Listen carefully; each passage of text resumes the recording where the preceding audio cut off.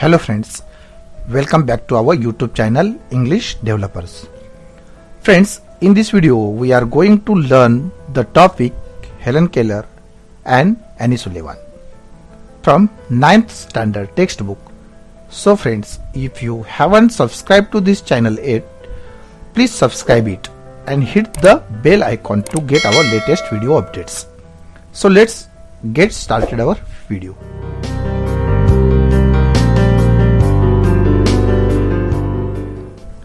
Helen Keller and Annie Sullivan. Helen Keller and Annie Sullivan.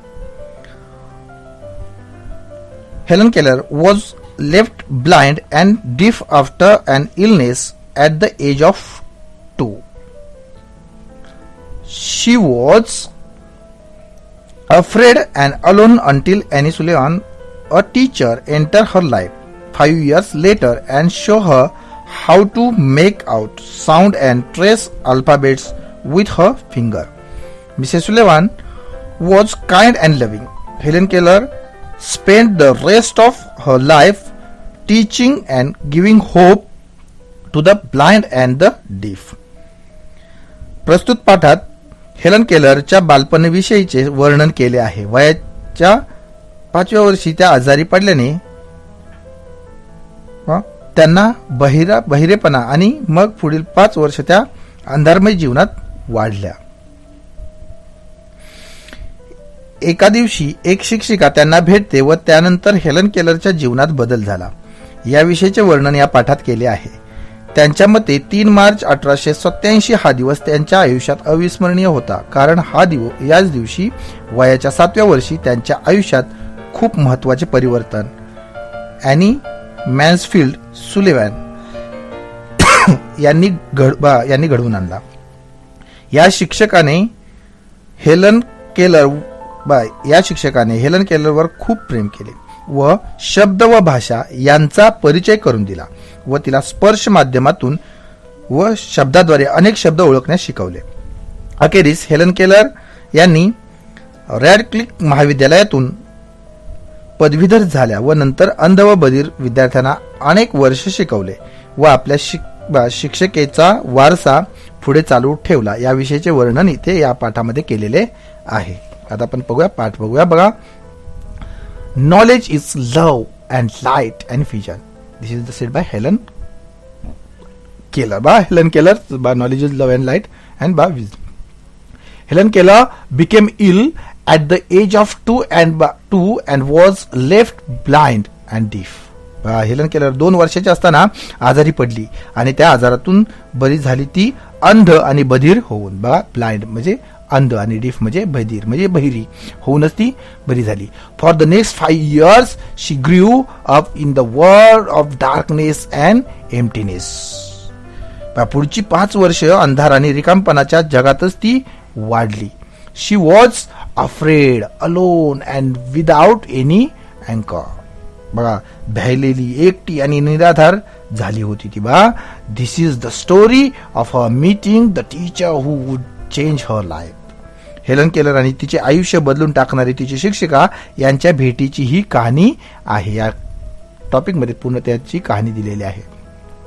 The most important day I remember in all my life is the one on which my teacher Annie Mansfield Sullivan came to me.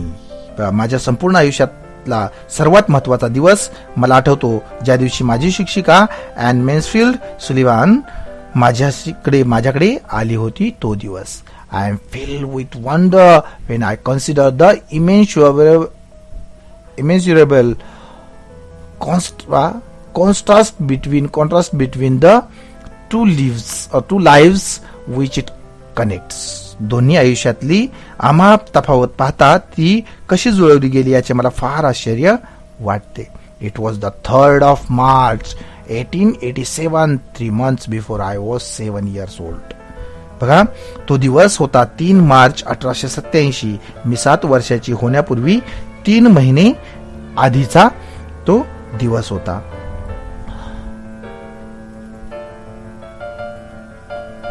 On the afternoon of that evening day, I stood on the porch, dumb and expectant. तो प्रसंग घडला त्या दिवशी मी पोर्चमध्ये निशब्दपणे आणि काहीशा अपेक्षेने उभी होती. I guessed vaguely from my mother's signs and from the hurrying to and fro in the house that something unusual was about to happen, so I went to the door and waited to the steps. आईच्या खानाखुना आणि घाईघाईने घरात इकडे तिकडे फिरणे यावरून नेहमीपेक्षा काही वेगळे घडणार आहे असा अस्पष्टसा अंदाज मी केला आणि म्हणून मी दारापाशी गेले आणि पायऱ्यावर थांबले. The afternoon sun penetrated the mass of the honeysuckles and covered the porch and fell on my upturned face. दुपारचे ऊन हनीसकल्स वेलीच्या जाळ्यामधून आत शिरले होते आणि माझ्या उजळलेल्या चेहऱ्यावर पडत होते. Then my fingers lingered almost unconsciously on the familiar leaves and blossoms which had just come forth to greet the sweet southern spring.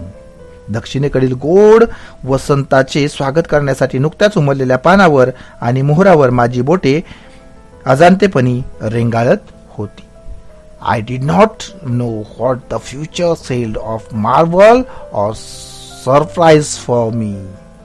माझ्या भविष्यात कोणते नवल किंवा आश्चर्य दडलेले आहे हे मला ठाऊक नव्हते.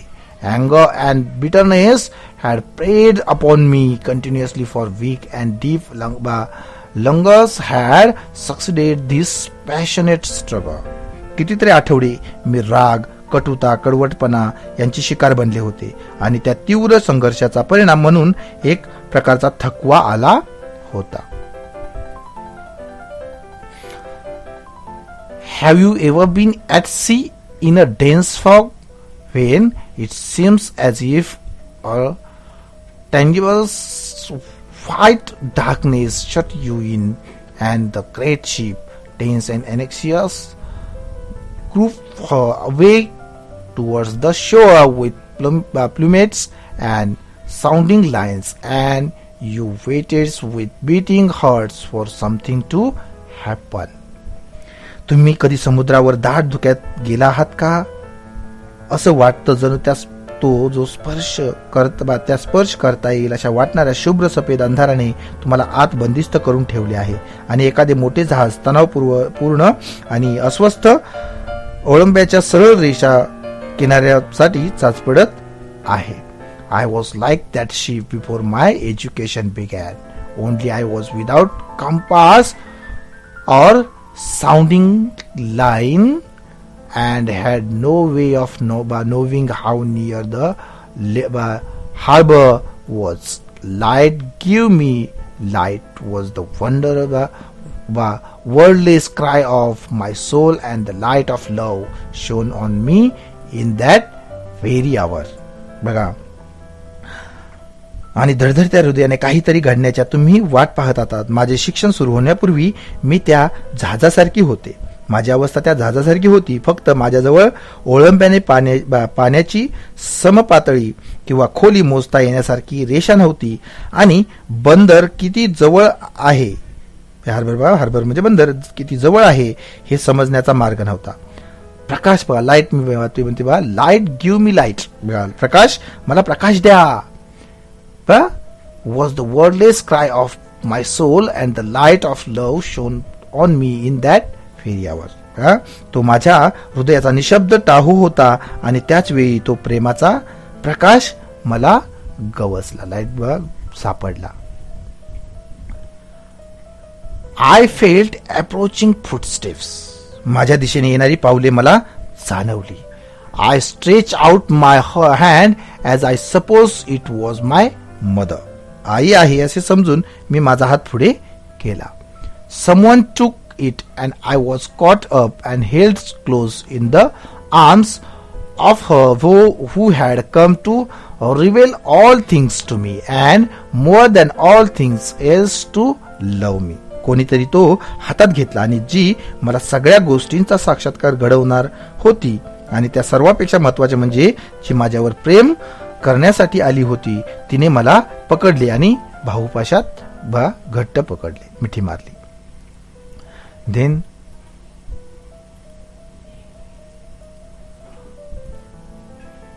The morning after my teacher came, she led me into her rooms and gave me a doll.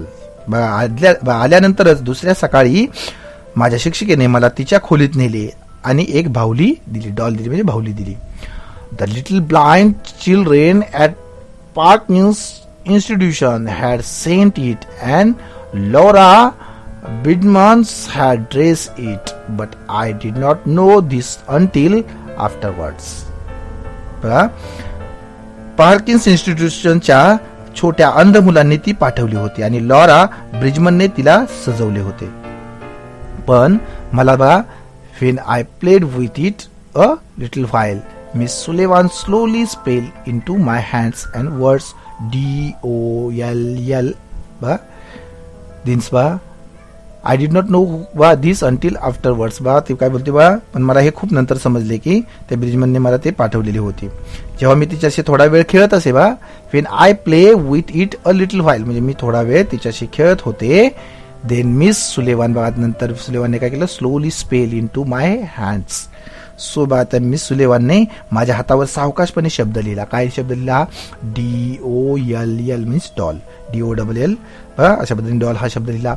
I was at once interested in his fingers play and try to imitate it. त्या बोटांच्या खेळात मला खूप गंमत वाटली आणि लगोलग मी त्यांची नक्कल करण्याचा प्रयत्न करू लागले. इमिटेट म्हणजे नक्कल करणे, जसे तसे करणे. When I finally succeeded in making the letters correctly, I was flushed with childish pleasure and pride. शेवटी जेव्हा ती अक्षरे बरोबर बनवण्यात मी यशस्वी झाले, तेव्हा बालसुलभ आनंदाने आणि अभिमानाने मी फुलून गेले. Running downstairs to my mother, I hold up my hands and made the letters for doll. आईकडे खाली जाताना मी हात वर करून त्यावर डॉल ही अक्षरे काढत राहिले. I did not know that I spelling a word or even that word excited. मी एक शब्द लिहिते आहे हे मला कळत नव्हते किंवा शब्द काय असतात हे मला माहीत नव्हतं. I was simply making my fingers go in monkey like imitation. माझी बोटे एखाद्या माकडासारखी फक्त नक्कल करीत होती. मला काय लिहितो हे माहीत नव्हतं, शब्द म्हणजे काय असतात हे मला माहीत नव्हतं. In the day that follow I learn to spell in this uncomprehending way a great many words, among them pin, hat, cup and a few verb like sit, stand and walk. त्यानंतरच्या दिवसात या नकळत्या मार्गानेच म्हणजे अजाणतेपणीच मी खूप शब्द लिहू लागले. त्यात pin, hate, cup असे तर बसणे, उभे राहणे, उठणे किंवा चालणे अशा क्रियापदेही होती, म्हणजे वर्ब सुद्धा होते. But my teachers had been with me several weeks before I understood that everything has a name. अर्थातच पण प्रत्येक गोष्टीला नाव असते हे कळण्याआधी कितीतरी आठवडे माझी शिक्षिका माझ्या बरोबर होती. One day, while I was playing with my new doll, Miss Sullivan put my big flag doll into my lap, also spell DOLL, and tried to make me understand that DOLL applied to both. एक दिवस मी माझ्या नव्या भाऊली बरोबर खेळत होते तेव्हा miss सुलेवानने माझी मोठी चिंध्याची भाऊली पण माझ्या मांडीवर ठेवली आणि लिहिले DOLL.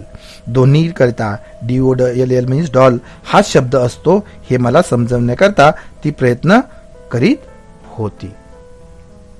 Then earlier in the day we had a tussle over the words MUG and the WATER. त्या दिवशी आधी MUG म्हणजे मग आणि WATER म्हणजे वॉटर या शब्दावरून आमच्यात धडपड चालू होती. Miss Sullivan had try to impress it upon me that MUG is mug and the WATER is water, but I persisted in confusing the two. Miss Sullivan MUG म्हणजे मग आणि WATER म्हणजे वॉटर हे मला समजवण्याचा प्रयत्न करीत होती. माझ्यावर ठसवण्याचा प्रयत्न करीत होती, पण मी त्या दोन्हीमध्ये सारखा गोंधळ करीत होते. In despair she had dropped the subject for the time, only to renew it at the first opportunity. हताश होऊन तिने तो विषय थोड्या वेळासाठी सोडून दिला, फक्त पुन्हा तो नव्याने सुरू करण्याची पहिली संधी मिळेपर्यंत. I became impotent at her repeated attempts and seized the new doll. I dashed it upon the floor. तिने पुन्हा पुन्हा केलेल्या प्रयत्नामुळे मी अस्वस्थ झाले आणि ती नवी बाहुली पकडून मी जमिनीवर आपटली. मी ती फ्लोअर म्हणजे जमिनीवर आपटली. I was keenly delighted when I fell the fragment of the broken doll at my feet. मोडलेल्या तुटलेल्या बाहुलीचे तुकडे माझ्या पायाशी पडले तेव्हा मला मोठी मजा वाटली. आय डिलाइटेड म्हणजे आनंद वाटला. Neither sorrow nor regret follow my passionate outburst. माझ्या त्या उद्रेकानंतर दुःख किंवा पश्चाताप अशा कोणत्याच भावना मला शिवल्या नाहीत. I had no love the doll. बघा, मला बाहुली आवडली नव्हती. In the still dark worlds in which I live, there was no strong sentiments or tenderness. निश्चिल अंधाऱ्या जगात मी राहत असलेल्या जगात भावुकता व हळवेपणा नव्हताच. I felt my teacher sweep the fragment to one side of the hurt and I had a sense of satisfaction that the cause of my discomfort was remove. माझ्या शिक्षिकेने बाहुलीचे तुकडे शेकोटीच्या एका बाजूला गोळा केलेले मला जाणवले आणि माझ्या अस्वस्थतेचे कारण दूर झाल्यासारखे समाधान मला मिळाले. She bought me my hat and I knew I was going out into the warm sunshine. तिने मला माझी हॅट आणून दिली आणि माझ्या ध्यानात आले मी बाहेर उबदार सूर्यप्रकाशात चालले आहे. This thought, if a wordless sensations may be called a thought, made me hope and skip the pleasure. हा विचार म्हणजे निशब्द जाणीवेला जर विचार म्हणायचे तर आनंदाने उड्या मारण्यासारखाच वाटला.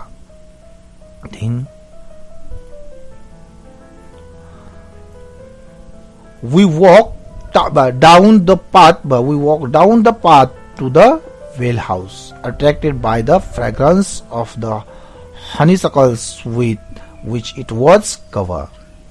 honeysuckles वेलींनी आच्छादलेल्या विहिरीकडून येणाऱ्या सुगंधामुळे आम्ही तिकडे गेलो. Someone was drawing the water and my teacher placed my hands under the spot. कोणीतरी विहिरीतून पाणी काढत होते आणि माझ्या शिक्षिकेने माझा हात त्या पंपाखाली धरला. बा इथे दिसतोय बा या चित्रामध्ये दाखवलेल्या त्या पद्धतीने स्पॉट म्हणजे पंप बा तो जो आहे त्याच्या खाली धरला तिने. As the cool stream goes over the hand she spell in to the other the world water first slowly then rapidly. ते थंड पाणी जेव्हा एका हातावरून वाहू लागले तेव्हा दुसऱ्या हातावर तिने वॉटर हा शब्द लिहिला. I stood still, my whole attention fixed upon the motions of her fingers.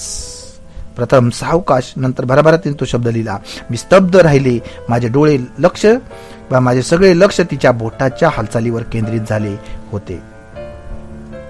Suddenly म्हणजे अचानकपणे suddenly I felt a misty consciousness as of something forgotten. I thrill of returning thoughts and somehow the mystery of language was revealed to me. अचानक काहीतरी अस्पष्ट जाणीव मला झाली. काहीतरी विचार स्फुरल्यासारखे वाटले आणि अशा रीतीने भाषेचे गुण मला उमगले की माझ्या हातावरून वाहणारे ते सुगंध काय आहेत.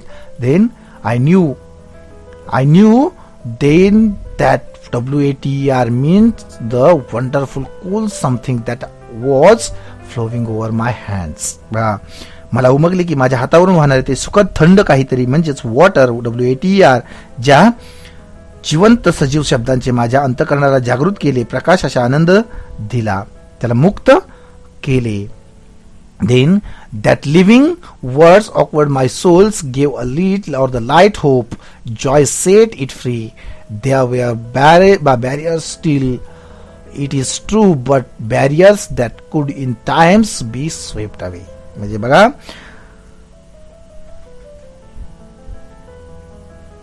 त्या जिवंत शब्दाने माझ्या अंतःकरणाला जागृत केले, प्रकाश, आशा, आनंद दिला, त्याला मुक्त केले. अजूनही अडथळे होते हे खरे, पण ते वेळोवेळी दूर करता येण्यासारखे होते. बॅरियर्स म्हणजे अडथळे. बघा, हा जो बॅरियर शब्द आहे तो म्हणजे अडथळे आहे. ते होते, परंतु ते बघा दूर करता येण्यासारखे होते. I left the well house eager to learn. शिकवण्याच्या ओढीने विहीर घरातून मी निघाले. वेल हाऊस म्हणजे विहीर घरातून मी निघाले. Everything had a name and each name gave birth to a new thought. प्रत्येक गोष्टीला नाव होते आणि प्रत्येक नाव एक नवा विचार देत होते, नव्या विचाराला जन्म देत होते किंवा देत होतात. As we return to the house every object that I touch seems to cure with life. आम्ही घराकडे परतलो तेव्हा मी स्पर्श करीत होते ती प्रत्येक गोष्ट सजीव म्हणजे जिवंत होऊन थरथरते असं वाटत होतं. That was because I saw everything with the strange new sights that had come to me. त्याचे कारण मला मिळालेल्या आश्चर्यकारक नव्या दृष्टीने मी प्रत्येक गोष्ट पाहत होते. On entering the door, I remembered the doll I had broken. दारातून आत आल्यावर मला मी मोडलेल्या बाहुलीची आठवण झाली. I felt my way to the hut and pick up the pieces. शेकोटीपाशी चाचपडत जाऊन मी ते तुकडे उचलले आणि निरर्थक त्यांना एकत्र जोडण्याचा प्रयत्न करू लागले. I felt my way to hearth and pick up the pieces. शेकोटीपाशी चाचपडत जाऊन मी ते तुकडे उचलले आणि then I tried vainly to put them together. Then my eyes fill with tears. ते निरर्थकपणे त्यांना एकत्र जोडण्याचा मी प्रयत्न केला. माझे डोळे भरून आले. Because for I realise that what I had done, and for the first time I felt repentance and sorrow. कारण की मी काय केले होते आज मला समजले आणि प्रथमच मला तो पश्चाताप झाला आणि दुःख मी अनुभवले होते. सॉरो म्हणजे दुःख, मी ते पहिल्यांदाच अनुभवले होते. I learned a great many new words that day. त्या दिवशी मी खूप नवे शब्द शिकले. I do not remember what they all were. ते सगळे कोणते मला आठवत नाहीयेत आतापर्यंत, but I do know that mother, father, sister, teacher were among them words that were to make the world blossoms for me like Aaron's rod with flower. ते सगळे कोणते ते मला आठवत नाहीयेत, पण आई, वडील, बहीण, शिक्षक हे त्यात होते हे नक्कीच, कारण ते शब्द माझ्यासाठी ॲरोनच्या फुलांच्या छडीसारखे माझे जग सुंदर करणारे किंवा फुलवणारे होते. It would have been difficult to find a happier child than I was as lay in my crib at the close of that eventful day and lived over the joys it had brought me, and for the first time longed for a new day to come. त्या महत्वपूर्ण घटनांनी भरलेल्या दिवसाच्या अखेरीला मी माझ्या पलंगावर झोपले तेव्हा माझ्याहून अधिक आनंदी मूल सापडणे कठीण होते. जणू त्या दिवसाने दिलेल्या आनंदावर मी पहुडले होते आणि प्रथमच नव्या दिवसाच्या आगमनाची मी प्रतीक्षा करत होते. This is the written by Helen Keller. Helen केलरने लिहिलेलं आहे ते. Then Helen went on to become a graduate cum laude from Radcliffe. Helen नंतर रेडक्लिफ मधून ग्रॅज्युएट कम लॉर्ड्स म्हणजे पदवीधर ती झाली. She then devoted the rest of her life to teaching and giving hope to the blind and deaf as her teacher had done. तिच्या शिक्षिकेप्रमाणेच तिने ही आपले जीवन मूकबधिरांना शिकवण्यासाठी, त्यांना आशा देण्यासाठी वाहून घेतले. She and Annie remained friends until Annie's death. ती आणि ॲनीच्या मृत्यूपर्यंत सदैव मैत्रिणी होऊन राहिल्या.